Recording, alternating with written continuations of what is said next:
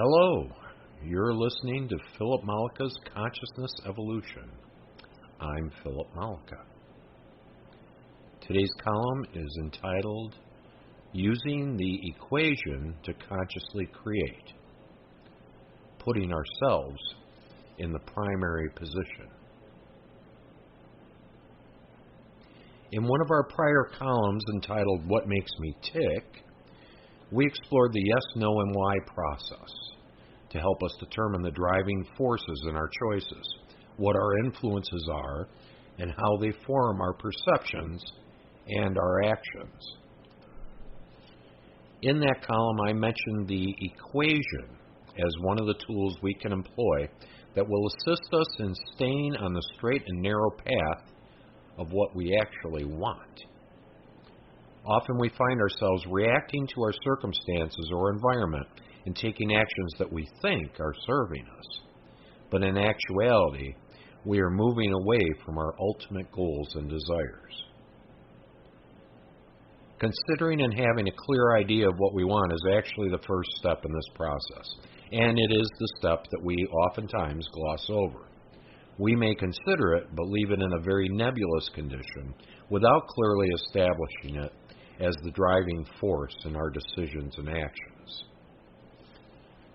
There are many reasons why we might do that. We may not think we deserve what we want. We may not think that what we want is possible or pragmatic. We may want something in reaction to what someone else is doing, and often not for the best reasons or intentions.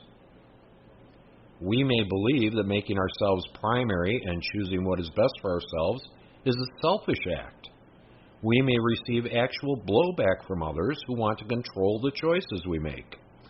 Others may say we are arrogant for putting ourselves first. They may try to convince us that we don't know what's best for ourselves. In this case, there is always an ulterior motive. Actually, making ourselves primary and moving in the direction of what we want serves not only ourselves, but all of consciousness. The way in which this dimension, this physical reality, was designed was such that everything from the smallest atomic particle to the largest galaxy naturally move in such directions that benefit themselves and at the same time benefit the whole. Integrity is baked into this reality. This is due to the inherent nature of consciousness, which is passed down from the whole to each and every participating structure. Positive juju is the rule of thumb. This may not seem apparent when we, from our perspectives, view our world and its inhabitants.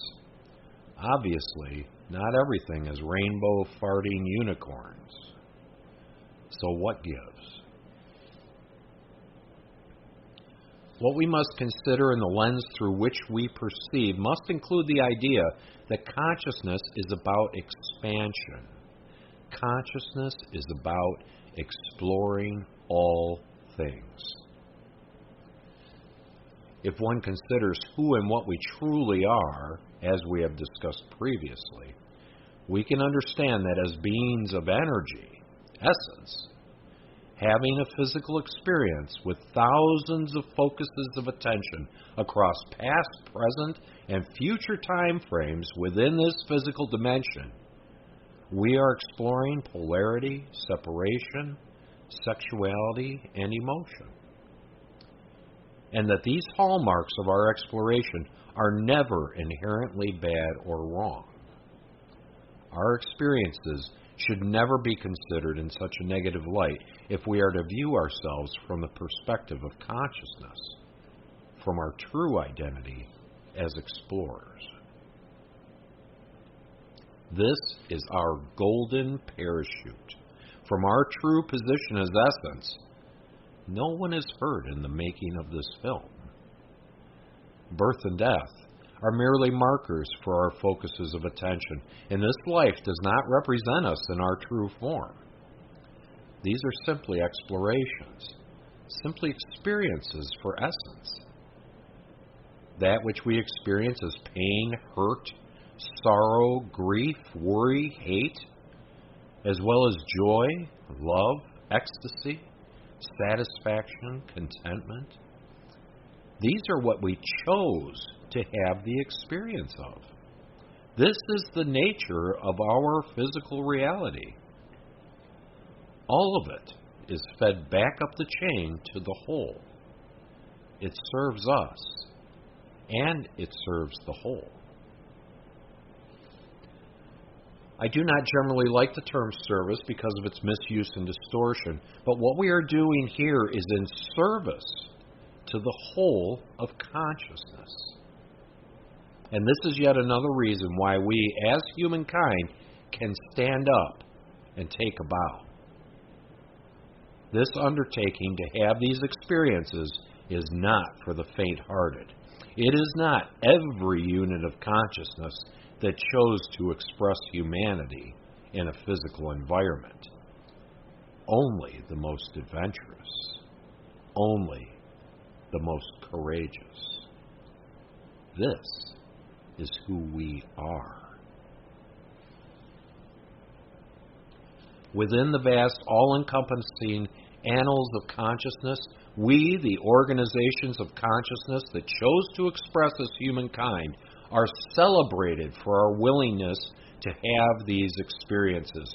We can all be proud that we are willing to have these difficult, uncomfortable lives without the ease and comfort of a conscious knowledge of our true nature as essence. From the greatest, most celebrated lives to the most debilitating and nondescript, all of humanity are heroes of courage, determination, and grit. We all are more than worthy of celebration, and consciousness cheers our accomplishments. Borrowing from a revered teacher, we can view consciousness' regard for us in the same way that we might view our own child, with the love and pride that we have when we behold their accomplishments. So all of this establishes that when we consider and determine what we want, when we place ourselves in the primary position, we are not being selfish or arrogant. We are actually doing what we intended to do when we began life on earth. Anyone who would tell you that your choices are merely self-serving are having their own exploration of what those things mean and why they might not allow themselves to do the same. Even though we are all interconnected and our lives are intertwined with others within this physical plane, they are not your responsibility. You do not make their choices. You must stay true to yourself or discover why it is that you are not. That will be your choice and your exploration. All of this to say that it is of the utmost importance that we, especially now in this time of the shift, place ourselves in that primary position and make choices that are to our greatest benefit. This is our first step in establishing an equation that we can use to assist us toward our ultimate goal of conscious creation and expressing as essence within a physical environment.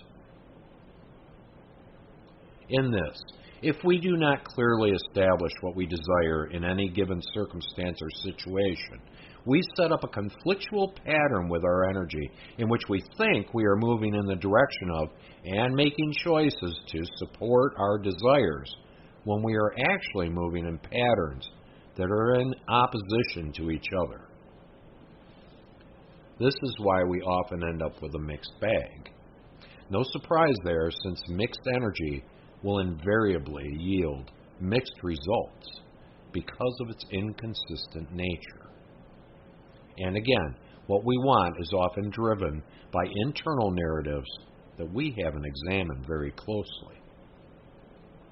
Such as, Who are we doing it for?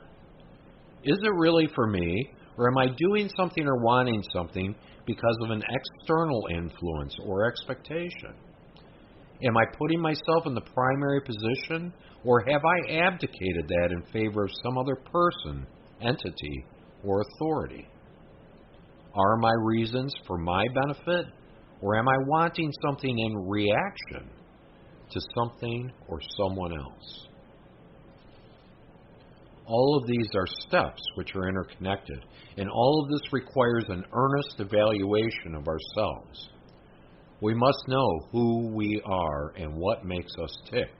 We must know our influences. We must clearly identify and understand our desires. And what we want has to be for ourselves, first and foremost, and our greatest purpose. Our desires also are influenced and directed by our overall intent or purpose within whichever particular physical focus we find ourselves in. These overarching intents will drive everything that we do, and they are generally specific to each focus. They are our concentration of exploration. They are unique to us, and there is no duplication within consciousness. Our desires can be very broad terms, yet they are specific and clear. I want peace. I want contentment. I want ease. I want comfort. I want intellectual stimulation. These are generalized intents and desires that can serve as a blanket for more circumstance-specific situations.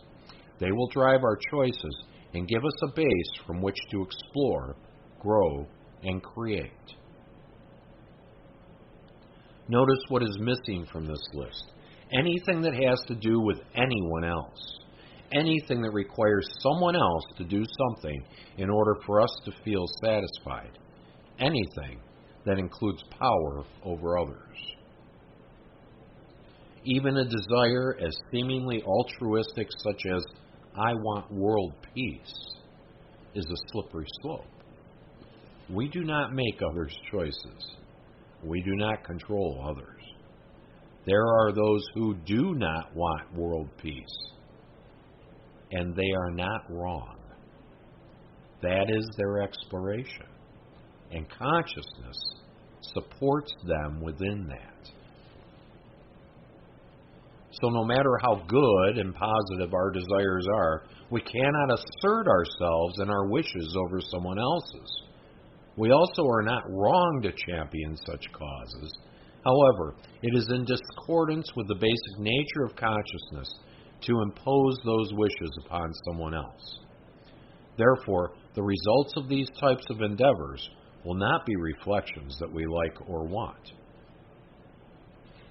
So in this, once we have established our overall intent, now we can dig down into the layers of our day-to-day lives and place these intents on one side of the equation, A plus B equals C, where C represents our intent, our desire, our constant. Therefore, everything that happens, every circumstance and situation in our day-to-day can now fall into the A plus B side of the equation. These are our variables. Within this simple equation, there are a great deal of nuances in the application of the equation that will help us deliver consistent results and will begin to prepare us in recognizing patterns and exercising conscious creation in relation to the shift and our increasing self-awareness. While A plus B equals C seems very simplistic, this is just a base equation to get us started. These equations can and do become significantly more detailed, involved, and complex.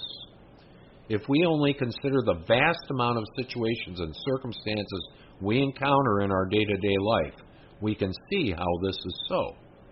But the utter beauty and simplicity of our base expression will serve us well.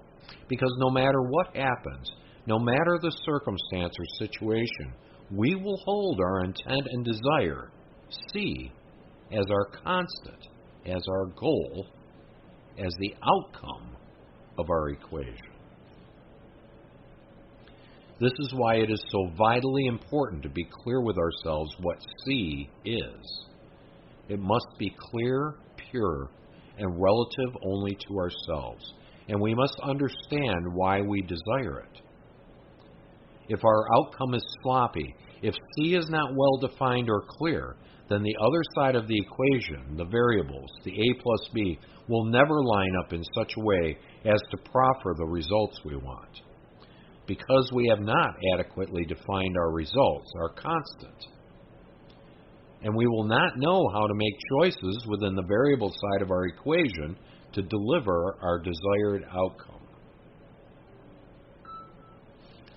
One more thing about our results, our outcome, our constant, can be very rich and complex. We can seed it with all the things we wish to accomplish or experience. A person who is very clear about what they want and is always moving in that direction is a very powerful person indeed. They know what they are doing and why. And whatever shows up will be plugged into the variable side of the equation. With practice, it will always serve us, even when it seems that it cannot. This is the Jedi mind trick that we must practice with ourselves and become proficient at. The old adage is taking life's lemons and making lemonade. This is more true than not, since we don't know what is coming our way generally, so we must work with the pieces that do show up without losing sight of our constant. This is not always easy to do.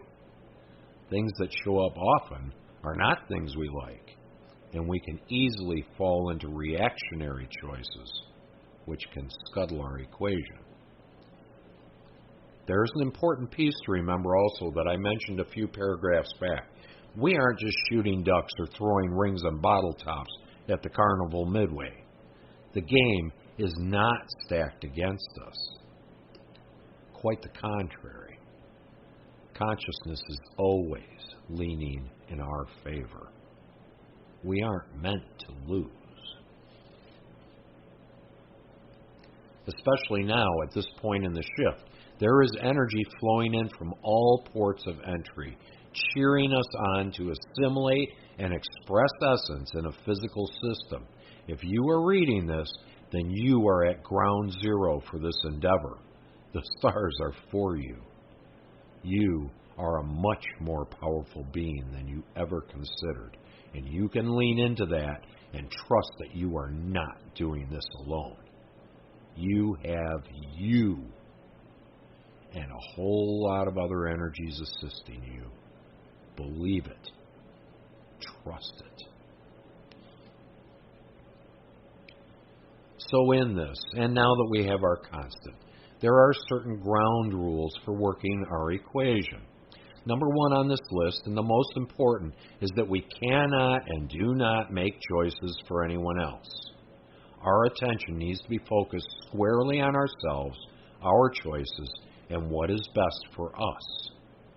The moment our attention drifts to what someone else is choosing, to influencing others, to controlling situations or people, to forcing an outcome in the way we think it should happen, we are pushing energy.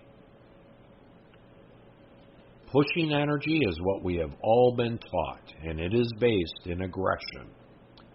Aggression employs forceful tactics, either physical or mental, as a means to manipulate others or situations in order to garner the outcome that we want. When we try to force our will upon someone else, it becomes problematic to ourselves, our benefit, and our equation.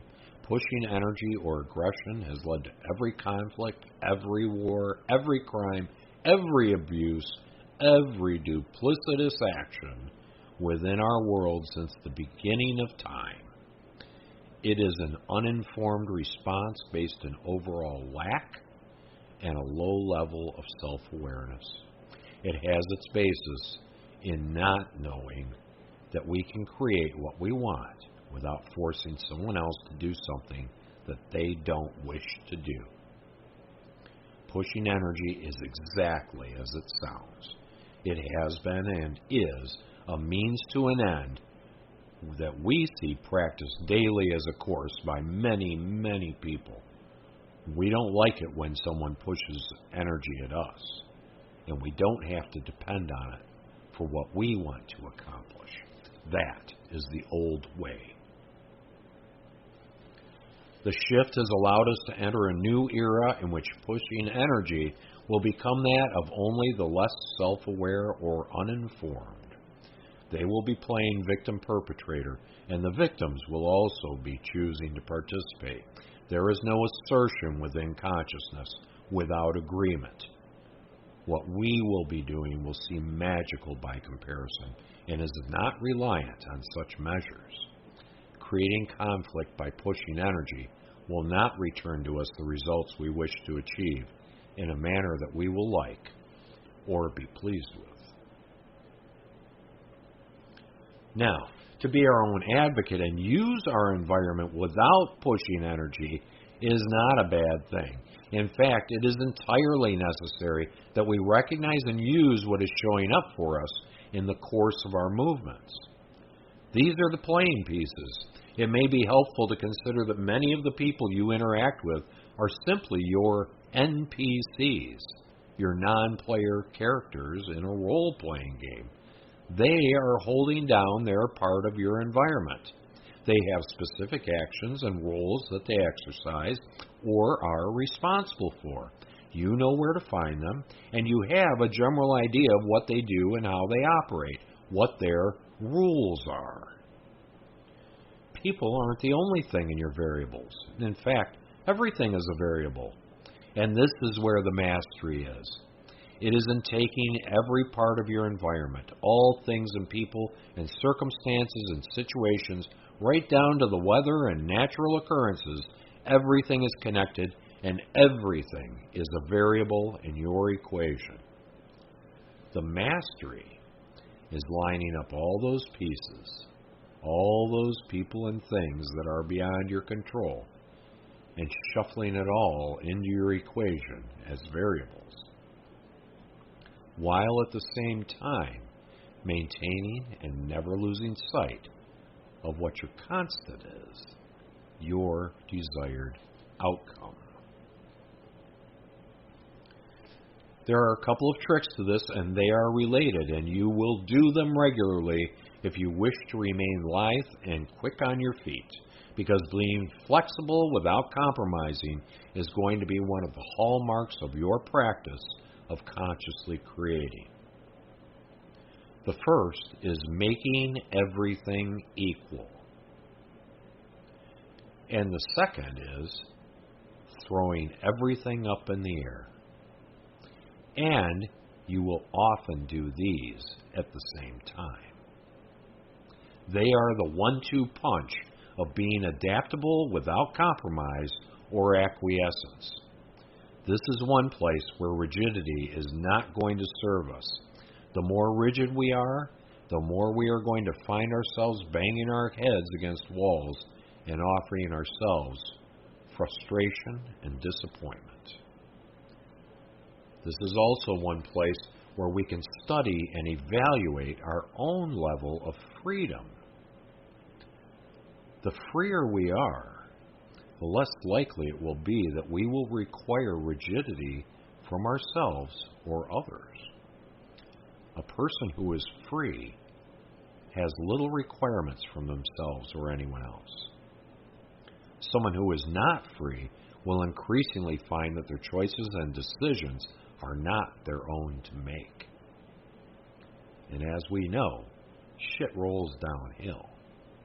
The more we are not free, the more we cannot allow others to be free without it causing problems for ourselves. Or so it would seem. So in this, we do not control our environment. We create it all, but we do not control it or other people's choices. We may often find that circumstances and situations change. When this happens, we may think that we have no choice but to push energy at our desired outcome or to abandon it altogether. But what we can do, and this will be a deliberate and conscious choice, is to make everything equal. Making everything equal is an exercise in allowing, acceptance of what is, allowing it to be okay that things have changed. We may not like the changes we have just witnessed. We may hate the changes we encounter. We may find that it totally screws up our plan or our stated goal within the time frame that we have specified. We may find that the changes go against our guidelines, that which we have determined is right or wrong for ourselves. We may be triggered, angry, hurt, upset, any number of feelings that we may then experience. And our usual response is to do something in reaction because of what we are feeling. This is the moment in which we need to perform a full stop. First of all, feelings are signals. They are meant to signal us to something within us that we need to look at. They are not meant to direct us. Most of us live our whole lives making a career out of following feelings. Following feelings is a habit and nothing more. Unfortunately, it is so common and so ubiquitous that we don't even recognize that we're doing it. Some of us have come to understand that when we are triggered, that there is something within us that is causing us to have this reaction, as opposed to blaming someone else for what they did or said. Some piece of us that is not accepting of ourselves, which we then project onto other people. We must evaluate what we are not accepting in ourselves. It has nothing to do with anyone else or their choices, words, or actions.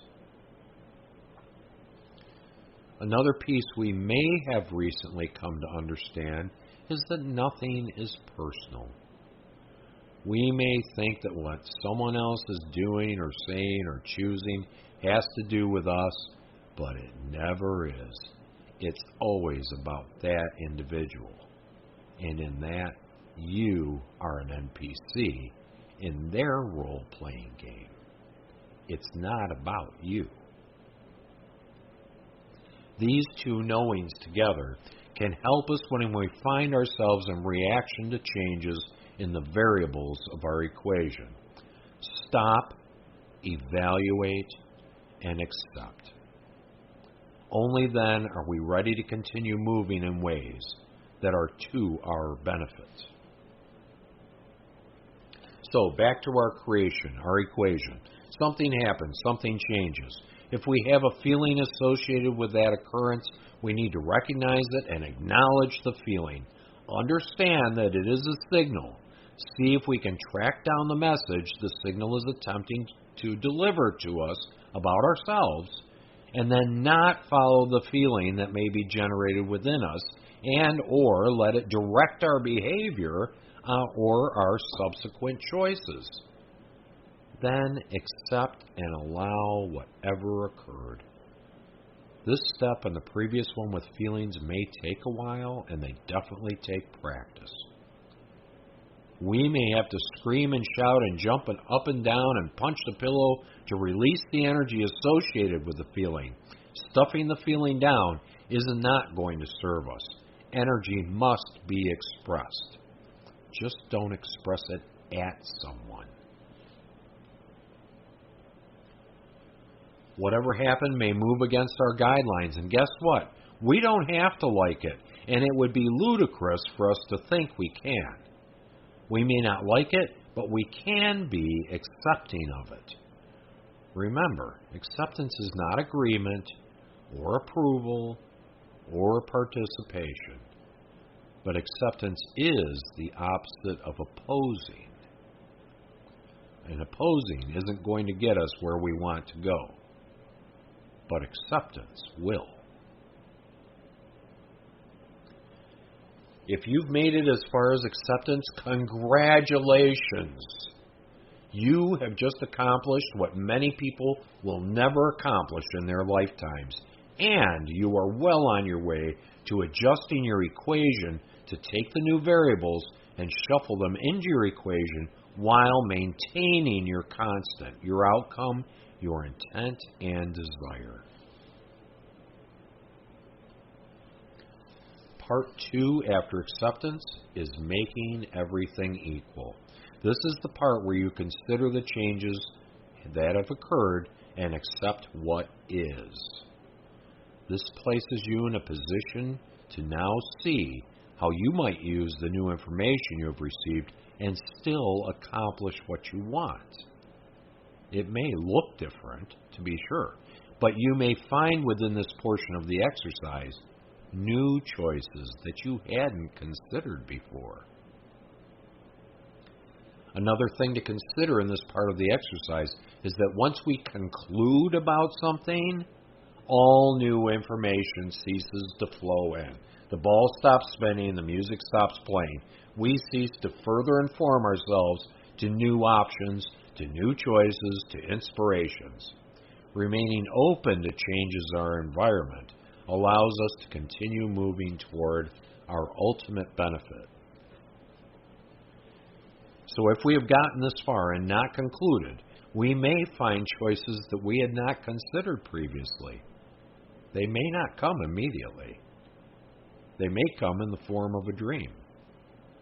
Someone may offer us something we hadn't thought of. One of our other focuses may offer something in background information that we don't even recognize or understand how it came to us. This is what happens when we make everything equal. It opens the door for new information to flow to us from multiple possible sources, and very often, if not always, can offer us a means to maintain our constant on the other side of the equation. The current changing circumstance and our acceptance of what is by making everything equal can also lead us to throwing everything up in the air. This tactic can be very helpful and actually exciting and fun depending on our level of personal freedom and our ability to be tolerant of malleable variables within our equation. This is simply the process of completely rejiggering our equation and doing something completely different than what we set out to do while maintaining a personal integrity that we can still bring the circumstance to a beneficial end for ourselves. And remember also, our outcome, our constant, it doesn't have to be rigid either. We can continuously adjust and tune our constant to changes within ourselves and our environment without sacrificing anything. As we peel the onion and discover more and more of who and what we are, we may find that the constant part of our equation becomes a moving target, but always moving in a direction of benefit to us. This is actually very healthy, and it is how we were designed, to be constantly evolving and to find delight and new choices in everything we uncover about ourselves. So if we can view our lives with the perspective that we flow like a river and bend and traverse rocks and log jams and dams and even falls, we can see that we will always keep moving in our direction regardless, and that by practicing acceptance and flexibility and not concluding, we vastly improve our ability to do so by allowing space for inspiration and new choices to appear. This is all a big mind game we play with ourselves, but as essence during this time of the shift, Doing so will actually allow us to recognize, to reverse engineer how we create everything in our experience, and how the ebb and flow of participatory people and objects within our physical reality is designed to serve us. We're the ones putting it all together, so the less we act like victims and the more we recognize that we are the ones throwing the curveballs and sliders, even when we don't understand why, will help inform us as to what we are trying to create more in step with our greater intentions. It is important to note that most everything that I have discussed here, all these nuances, all the processes we engage with our mind, these happen in fractions of a second. Our decisions and choices and actions literally occur in moments. So it is absolutely critical to our processes that we are present in every moment with ourselves and capture the wide range of things that we are exercising with our minds in milliseconds. That we hold awareness of what we are doing in every single moment of time as the flow of our life, situations, and circumstances unfolds. The tighter the ship we run in being aware of what we are observing, thinking, and doing, and how we are responding, the better and more consistent our results will be with a minimum of distress. And in this, don't be afraid to pause. Rarely will we find situations that require an immediate action. A well-timed pause, like the silence between notes in music, is as important as the notes that are played. Pauses allow space and room for the breath of life to continue to play out. A simple example of this would be listening instead of talking. And pauses may elucidate other actions and options that are not immediately apparent. This is an important tool also in our creations. There is a big world we see, and an even bigger world that we don't see. In our subjective awareness, our masked world, the place where we exist behind the scenes, all the actual work of creating and manifesting our physical experience is being done prior to it appearing in our physical environment. So everything that shows up is by us and for us. Are we going to curse what shows up and stomp around and pout in the corner? Or are we going to recognize that it is all our doing, and it's all about us figuring out the puzzle of what we are creating while our heightened awareness comes online? We are well on our way to conscious creation. The evolution of our consciousness is afoot. We are here, and the time is now. With tools like the equation, we can give ourselves a heads up in our journey and use the tools to reduce our level of victimhood on our way to fully implementing our new abilities within the shift of consciousness. Smile. It's just going to get better and better for those of us willing to put in the work. I guarantee it. See you soon with the next installment.